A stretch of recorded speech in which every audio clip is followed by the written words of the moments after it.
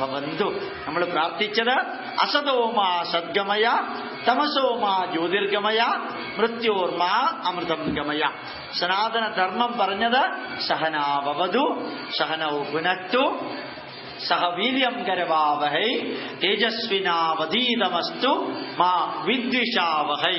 സനാതന ധർമ്മം പറഞ്ഞത് ഭദ്രം കർണേഭി ശൃണുയാമദേവ ഭദ്രം പശ്യേമ അക്ഷവിര്യജത്രാഹ സ്ഥിരൈരംഗൈഃ തുഷ്ടുവാകം സസ്തനോഭിർവിഷേമ ദേവഹീതം യദായുഃ. നന്മകൾ കേൾക്കാനും നന്മകൾ കാണാനും ആരോഗ്യമുള്ള ശരീരം കൊണ്ട് നന്മകൾ പ്രവർത്തിക്കാനും ഈശ്വര എനിക്ക് സാധിക്കണമേ എന്ന് പ്രാർത്ഥിച്ച ആ പ്രാർത്ഥനയാണ് ഭാരതത്തെ ഭാരതമാക്കുന്നത്. 9 മതങ്ങളില് ഈ സനാതന ധർമ്മം ഇന്നും ഭൂമിയിൽ നിലനിൽക്കാൻ കാരണം നമ്മളുടെ ഉജ്ജ്വലമായ സന്ദേശമാണ്.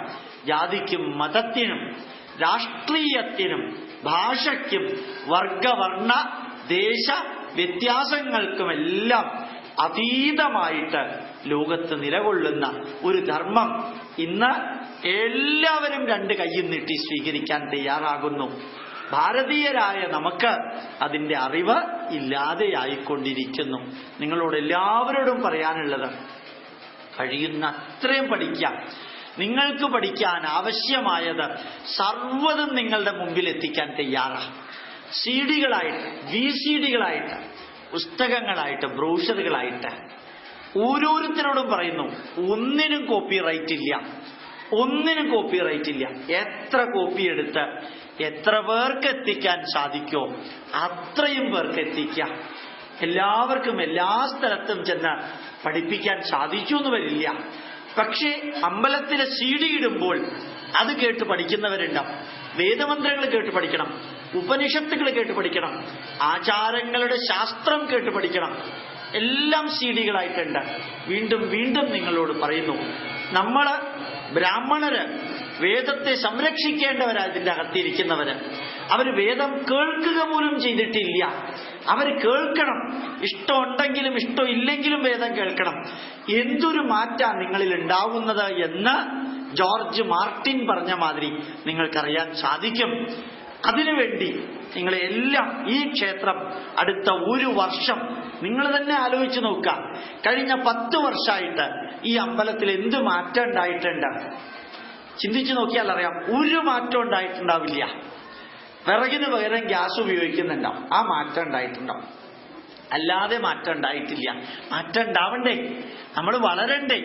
നമ്മുടെ ശാസ്ത്രീയമായ ആചാരങ്ങളും വിചാരങ്ങളും വിശ്വാസങ്ങളും നമ്മൾ പഠിക്കണ്ടേ? പഠിച്ച് മറ്റുള്ളവർക്ക് എത്തിക്കണ്ടേ?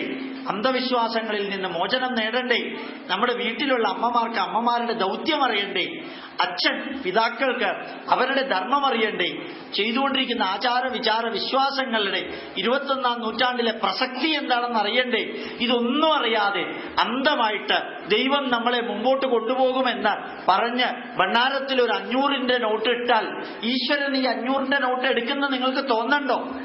ഈശ്വരന് 500-ന്റെ നോട്ട് വേണോ? അതെല്ലാം വേണം. എന്തിന്? അമ്പലം നിലനിർത്താൻ, ധർമ്മം നിലനിർത്താൻ, ആചാരങ്ങളെ പഠിപ്പിക്കാൻ, വിചാരങ്ങളെയും വിശ്വാസങ്ങളെയും വ്യക്തമായിട്ട് ബോധ്യപ്പെടുത്താൻ ഇത് വേണം. ഈശ്വരന് ഇതൊന്നും വേണ്ട.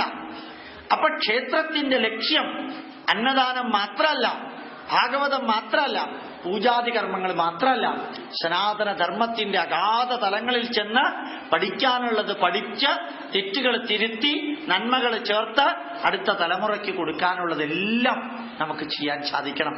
Indian institute of scientific heritage എന്ന ചെറിയ സംഘടന നിരന്തരം ഇത് ചെയ്തുകൊണ്ടിരിക്കുകയാണ്. എല്ലാം വെബ്സൈറ്റിൽ കൊടുത്തിട്ടുണ്ട്. നിങ്ങൾക്ക് CD-കളായിട്ടും കുറേ സമയം ഇവിടെ ഉണ്ടാവും. എല്ലാവരിലും എത്തിക്കാം. 2010 ഡിസംബർ 31 ആവുമ്പോൾ ഒരു 10 കോടി ജനങ്ങൾക്ക് ഈ സന്ദേശം എത്തണം.